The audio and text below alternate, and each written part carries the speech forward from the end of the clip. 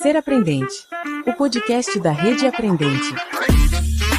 Oi, Rede Aprendente, sejam bem-vindos ao nosso podcast Ser Aprendente, que está aqui no Spotify, está no YouTube, e a gente traz aqui várias pessoas para conversarem com a gente sobre temas ligados à educação e não tão ligados assim à educação, mas que falam sobre pessoas, sobre aprendizados, sobre conexões, sobre vínculos.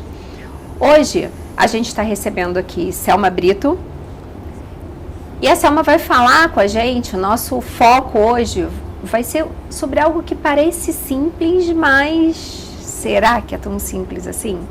A gente vai falar sobre calendário escolar e olhar de uma forma mais sistêmica sobre os ciclos desse calendário escolar. Início de ano, final de semestre, início de segundo semestre, final de ano, né? E quais são os momentos mais possíveis e mais prováveis que a gente se atrapalhe nesse calendário e como é que a gente pode cuidar desse calendário para que ele seja mais tranquilo, né? Então, hoje, o nosso assunto tem a ver com uma ferramenta que organiza a nossa escola, né, Selma? Para mim, sim, calendário não é protocolar. E eu vejo as pessoas muito falando sobre calendário de forma protocolar. Se apresenta aí pra gente e vamos começar a nossa conversa. Bom, olá, é um prazer estar aqui e colaborar com a Rede Aprendente. Esse diálogo entre REME e Rede Aprendente. E falar sobre calendário é falar sobre a nossa concepção de tempo. Tá? Eu acredito muito que primeiro é a gente desconstruir essa ideia, né, de marcação de tempo. E é justamente dessa marcação de primeiro semestre, de segundo semestre, de quando a gente começa a falar do ano seguinte, né, essas divisões, essa marcação de divisão, quando eu começo a pensar sobre o calendário. Sempre. Ele é contínuo, né? Então, essa inteligência do calendário, ela se faz no momento em que você, ao viver o calendário, você pensar no calendário e naquilo que ele não cumpriu, né? Como que você registra para ele cumprir na próxima etapa que você vai passar por ele novamente, né? Então, é aprender sempre sobre calendário.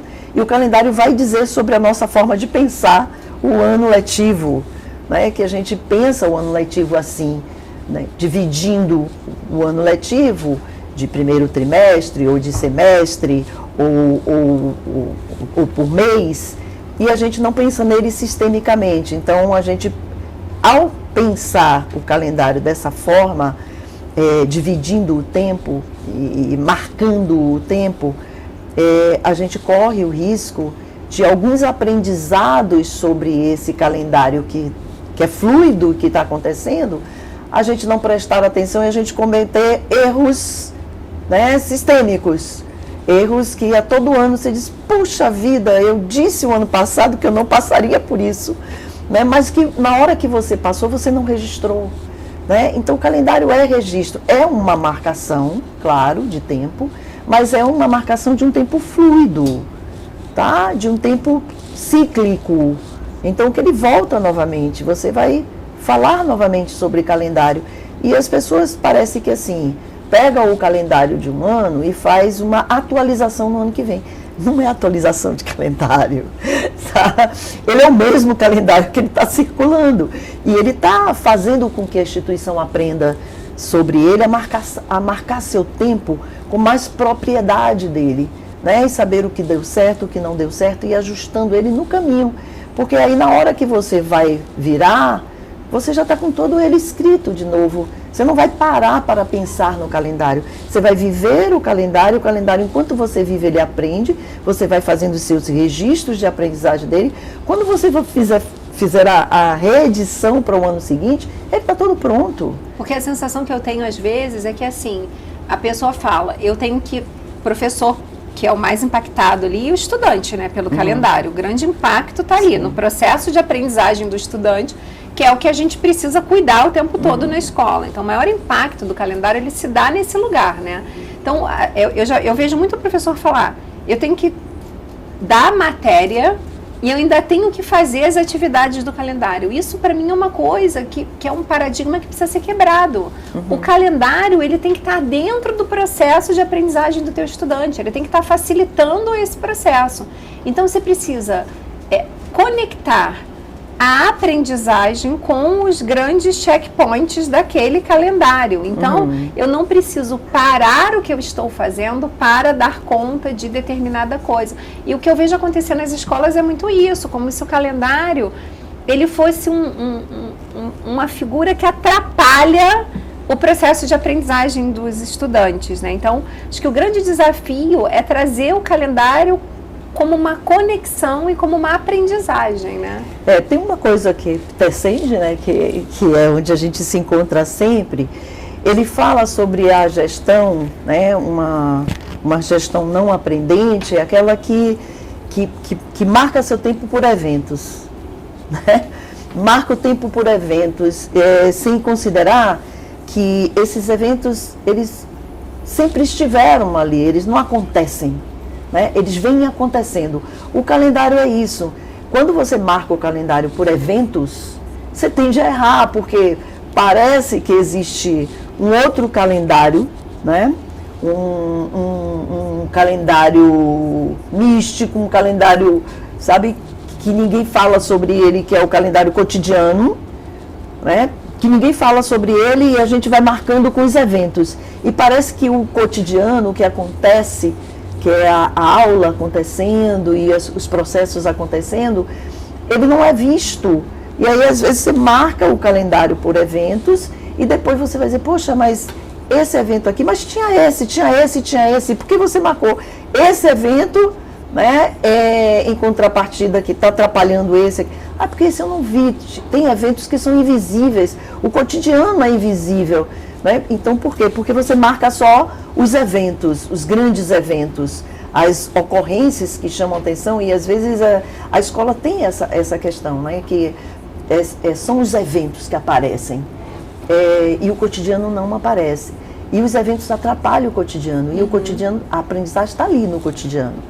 Né? E isso atrapalha muito a marcação de calendário, a concepção de calendário. Então, quando a gente está pensando no ano seguinte, quando a gente pensa no ano seguinte, né? Quando o ano começa. Quando o ano começa, você já começa a trabalhar para o ano seguinte, porque é a cultura de aprendizagem. O ano seguinte vai ser melhor do que esse, porque você está aprendendo mais.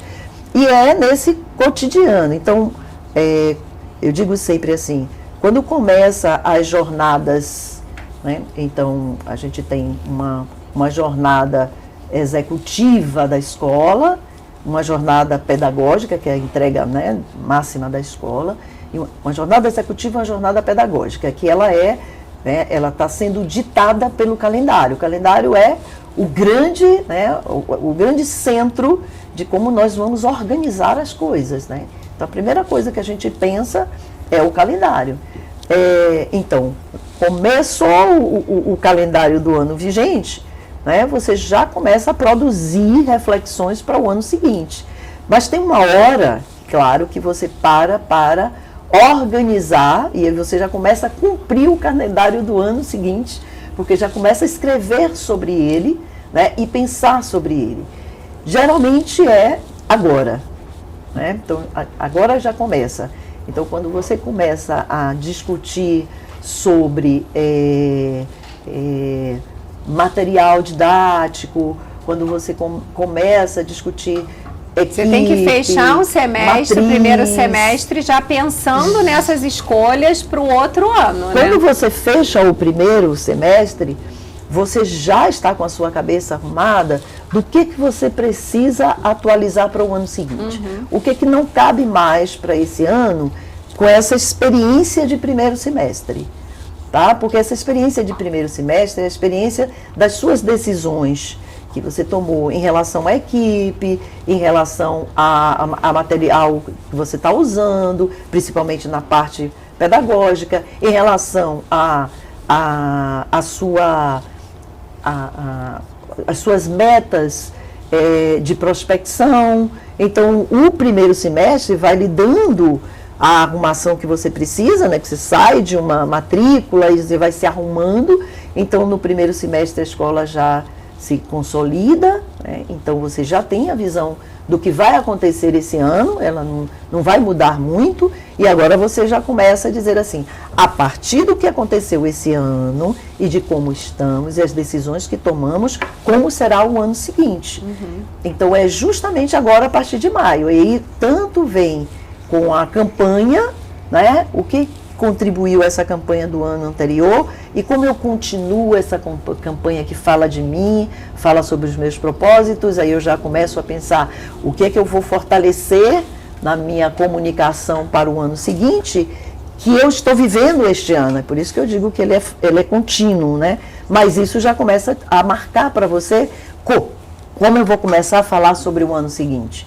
Então eu vou começar a falar pela campanha, que eu já vi que, bom, deu certo ou não deu certo, o que é que eu consegui na campanha anterior, que eu não posso passar por essa experiência de novo, porque ela não foi exitosa. O que é que eu consegui de êxito e que eu posso reforçar. Então, agora é hora de pensar nisso. Enquanto essa jornada mais executiva acontece, né, que vai acontecer justamente a partir daí, a jornada pedagógica também está passando pela mesma discussão. As decisões que eu tomei sobre material didático, sobre a equipe, sobre aquele professor que eu fiz aquela seleção, sobre o desenho que eu fiz, na organização e na estrutura da gestão pedagógica que está dando certo e que eu posso confirmar para o ano seguinte, o que não está dando certo, que eu preciso olhar para fora para saber como. Então, é aqui. Depois, quando vai chegando em junho e julho, que vai se anunciando, né, o término do semestre, você já tem que ter essas coisas muito consolidadas para você. Porque quando vira o semestre, são as primeiras decisões que você tem que tomar. Primeiro, o fechamento realmente da marcação do calendário do ano seguinte. Então, calendário 2026 já precisa estar pronto em julho. Já precisa estar pronto em julho. E às vezes, Sam, eu vejo nas escolas, assim, quem faz o calendário? Ah, é essa pessoa. Tá, mas essa pessoa conversa com quem? Ela faz um processo de avaliação desse calendário? Então, eu sempre oriento que a gente precisa ter um forms, algo que a gente mande para os professores, a gente mande, dependendo do tipo de gestão que a escola tem, até para os estudantes. Ó, vamos fazer aqui uma análise desse calendário, que sejam os representantes de turma, que sejam os meninos maiores ali. O que vocês entenderam desse calendário que deu certo, que não deu? O que a gente pode mudar? Porque a gente escuta pouco as pessoas na hora de executar o calendário. E eu lembro uma vez no Elvira que eu fiz uma pesquisa com os estudantes do 6º ano em diante sobre o calendário. Falei, gente, olha, esse ano a gente marcou as coisas assim. O que vocês acharam? Eles fizeram uma série de considerações da experiência deles com o calendário, que na hora que as coisas aconteciam, eles reclamavam.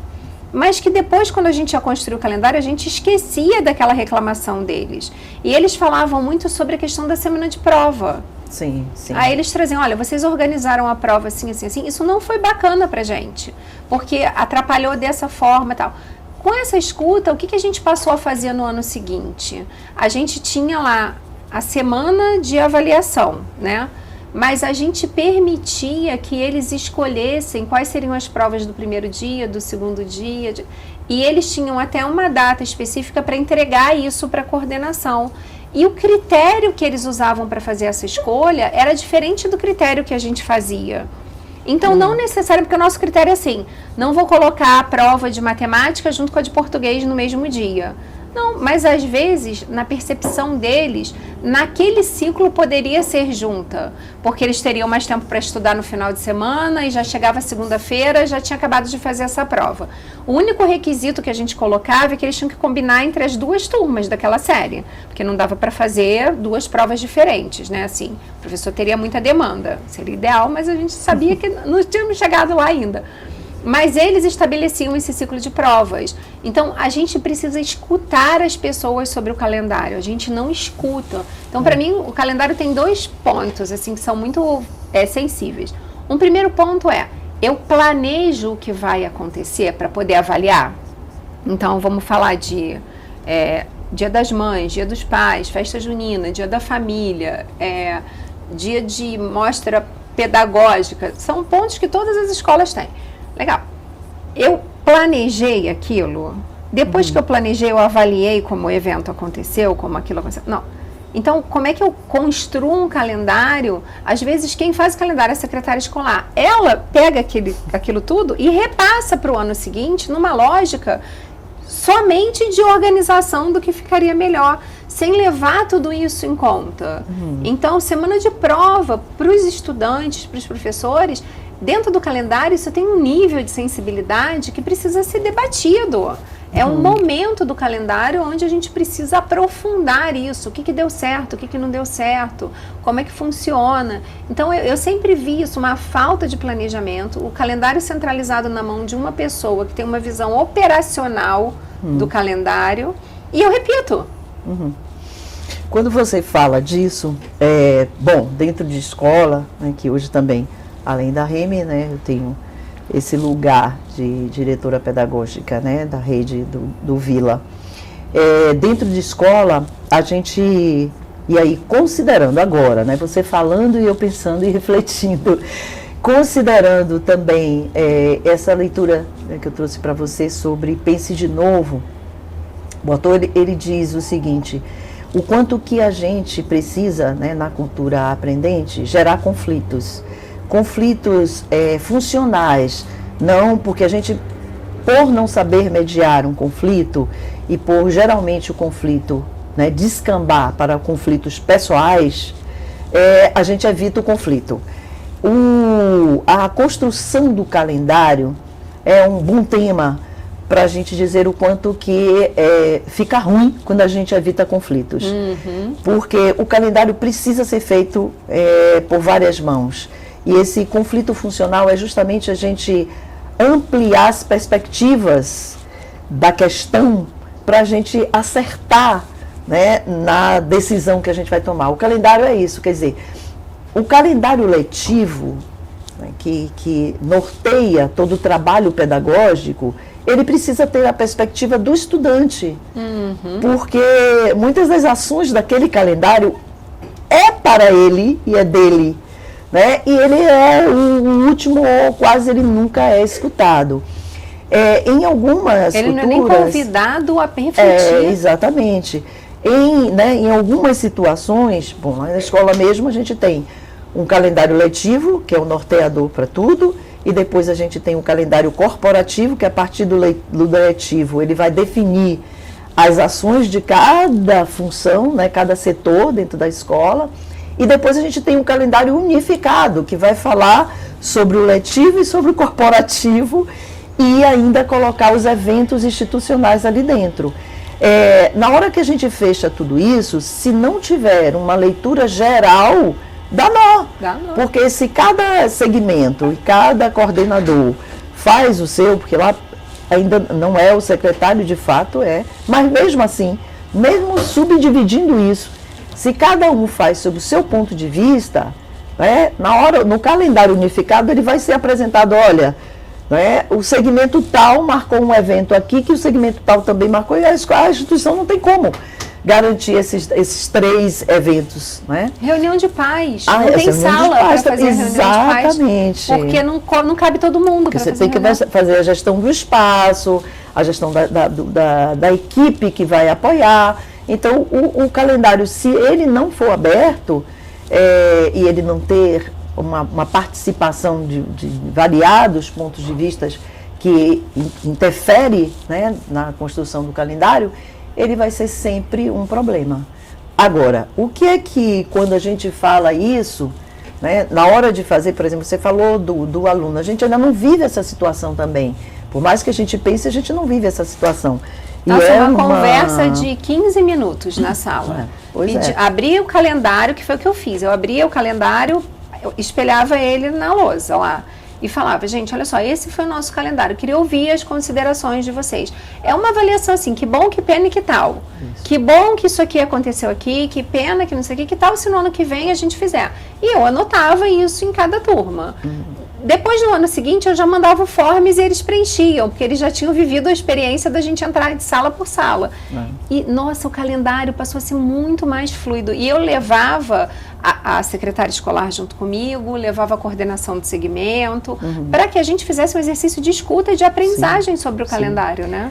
O que bom, que pena, que tal, né? Se o pessoal está me ouvindo, está dizendo assim, olha, a mesma avaliação, porque a gente também instituiu isso, após cada evento, cada ação nossa, que bom, que pena, que tal. E a gente vai registrando. De alguma forma, o olhar do estudante entra, porque eles fazem isso com os meninos. Então, em algumas situações mesmo de calendário, de evento, a gente já eliminou o evento porque os meninos disseram, não faz sentido isso, a gente já inseriu outros que sim. Essa questão das datas comemorativas, elas atrapalham muito o fluxo das decisões pedagógicas, quando você faz uma estrutura de calendário muito centrada em data comemorativa e ela vira evento, né? O problema da data comemorativa é virar evento. Tá? A data comemorativa é tão fluida como o calendário. Ela tem que gerar aprendizado, não é virar evento. Então, esse é o grande problema das escolas, sabe? É ter uma história para contar a partir de eventos. Tem a sua história para contar a partir do cotidiano pedagógico. Né? A necessidade da gente trazer as famílias tem que partir da necessidade da gente apresentar, e eu digo sempre, comemorar o processo de aprendizagem, a família poder participar dessa comemoração e não para festejar uma data, né? Então, e as datas que precisam ser festejadas e precisam ser lembradas, elas vão ser lembradas no cotidiano dentro da proposta pedagógica. Não precisa ter um evento para você falar da data, tá? Se forem datas importantes que colaborem, né, para a compreensão dos meninos sobre determinados aspectos da vida, ok que essas datas venham e elas vão funcionar dentro da sala de aula do cotidiano pedagógico tranquilamente e você não precisa cortar o tempo para falar sobre isso e você atrapalhar todo o fluxo pedagógico. Né? Então, às vezes, quando você olha um calendário na escola, o calendário letivo de uma escola, você se assusta com tanto evento. Aí você vai dizer assim, o processo pedagógico está onde aqui? Aí você se assusta, se todo dia tem evento e toda hora tem evento, o que está acontecendo na sala de aula que esses meninos precisam preparar evento toda hora? Então a gente precisa ter atenção, é um dos indicadores que pode ser que o calendário seja o problema da escola, se ele estiver muito cheio de evento. Né? A gente precisa reparar um pouquinho sobre isso, né? Sobre essa marcação. Selminha, por data uma coisa que eu comemorativa. sempre olhei o calendário, assim, ele tem a ver com esse processo de comunicação com as famílias. O calendário, para mim, ele é uma ferramenta, sempre foi assim, uma ferramenta muito poderosa para eu poder me conectar com a família e contar e traduzir o que estava acontecendo dentro da escola, né? Então, em todos os momentos ali, porque a gente tem um problema sério hoje de comunicação com as famílias e de comunicação interna também entre os colaboradores, né? Então, é possível eu enxergar o calendário como a minha principal ferramenta de alinhamento de comunicação? Será que a gente consegue fazer isso? Porque essa sempre foi o meu porquê. Por que eu tenho um calendário? Porque eu preciso melhorar a minha comunicação interna entre os colaboradores, para que todo mundo saiba o que está acontecendo dentro da escola. E dentro da escola eu incluo famílias, incluo estudantes, então é bem poderoso, né? Para mim essa questão do calendário. Porque o calendário é justamente a marcação do tempo para você contar a história. Considerando que o tempo é fluido e você precisa contar uma história, você tem que marcar ele, né? É uma marcação que não atrapalhe a fluidez. É essa marcação que eu estou dizendo. A marcação do tempo, ela não pode ser fixa. Então, ela vai narrando uma história. E narrar uma história tem a ver com comunicar o que está acontecendo. Então, por isso que ele é central. Né? O calendário, ele é central de toda a narrativa letiva.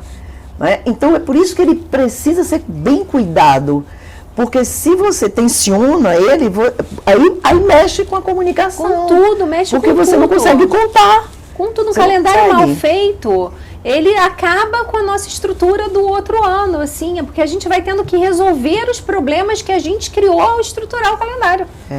Que é justamente essa concepção da gestão da urgência. É a partir daí que você não consegue se organizar, então não consegue planejar e você fica na urgência e na emergência o tempo inteiro. Né? Ultimamente, eu tenho conversado muito e olhado muito para a área da saúde. Tá? A área da saúde resolveu essa questão de trabalhar para a urgência, né? Que é trabalhar para a doença, né? Para a situação já crítica, e trabalhar para a saúde. Então, a área de saúde, ela criou o espaço da emergência e o espaço do ambulatório. A emergência vai trabalhar a doença, já o caos, né? O que não deu certo e que precisa de uma intervenção para não matar. E tem toda uma equipe, tem todo um protocolo, né? Toda uma forma de agir para a urgência, mas sem, contudo, comprometer o ambulatório. Então, você sabe que você está doente, vá para a urgência, não vem para cá, não. Aqui eu trato de saúde, lá eu trato de doença. Se a gente conseguir, que é uma coisa que eu venho discutindo muito com os líderes da escola, se a gente conseguir colocar as questões de urgência dentro do fluxo de urgência e a gente tratar de uma forma, talvez até com uma outra equipe de urgência, tratar as urgências da escola de uma outra forma, para não atrapalhar a condução, certo? Da saúde da escola, das coisas que precisam acontecer, porque aqui, enquanto acontece, a gente sabe, né, que tudo planejado e tudo nunca acontece. A escola é muito cheia de ocorrências emergenciais, que às vezes sabota, né, a condução fluida do que a gente planejou e que precisa acontecer. Né? Então, a gente sabota gestor, sabota professor, sabota tudo. A sala de aula é um espaço imprevisível. Como a gente trabalha a imprevisibilidade, sem, contudo, perder, né, a noção de para onde nós vamos. Então, eu olho para a saúde e digo assim, o que é que eu preciso aprender desses caras que criaram isso? E toda vez que eu quero cuidar da minha saúde, eu procuro o ambulatório. Toda vez que eu estou doente e que eu preciso ter uma ação imediata, né, para não piorar, eu procuro a emergência. O que poderia ser isso dentro da escola? Então, isso é uma grande questão e que está aí dentro do calendário. Se a gente olha o calendário, a gente vê os pontos de tensão e dizer assim, olha, aqui a gente vai passar por turbulência. Né? Então, a gente fazer a previsão da turbulência, por isso que eu digo que o calendário é isso. E aí, se você puder, né, agir antes que a turbulência chegue, então é você olhar sistemicamente para o calendário. Onde que estão os pontos de turbulência aqui que a gente pode evitar? Se a gente fizer um estudo bem antecipado de calendário, a gente consegue fazer um calendário. Por isso que eu digo que esse calendário do ano seguinte, ele tem que estar pronto, tá? Com todas essas discussões acontecendo antes agora. Da campanha de rematrícula. Exatamente, até porque parte dele também a base de orçamento. Base de Como orçamento. que você faz um orçamento que precisa você dizer na campanha de matrícula quanto que você vai cobrar, se você não tem um calendário do ano seguinte, sabendo exatamente por onde você vai passar e quanto vai custar isso?